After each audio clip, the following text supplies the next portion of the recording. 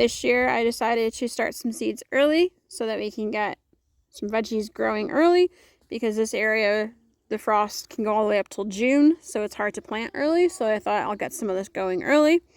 I got all this from the dollar store, these little trays that came with lids, so they're little greenhouses. I got these other little cup things, compostable cups. Filled them up with dirt, however you gotta get them wet. So what I've been doing is taking the dirt and I've been dumping some of it into this cup, and then dumping the rest into this cup, which is my water cup. And then I've been just adding some water, just a little bit. And I actually found my spoon end has been working fantastic, and I just mix that up. When the first half looks to be well mixed up, I then like to put it back into the cup.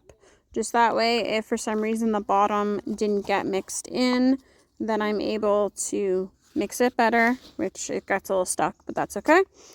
And then I just add the rest of the dry. I mix that up some more, add it in. I will have to top these up after the seed gets in, but I want to have space to be able to plant my seeds.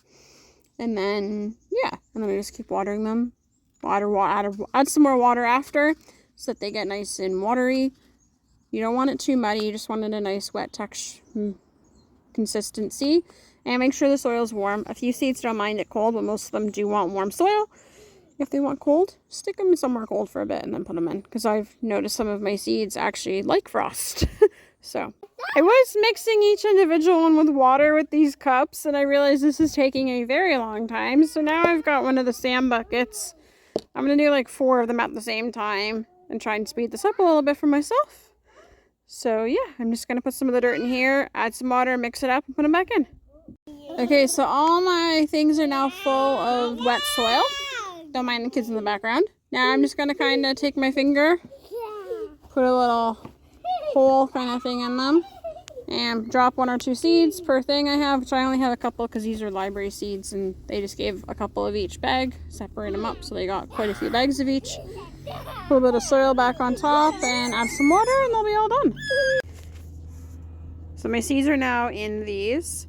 I actually made some popsicle stick labels, but they are way too big for the lid. So I'm just laying them down, and I made a little note to myself where everything is. I actually have a lot more seeds in those little library packs than I thought. She said there's only a few, but I actually have quite a few.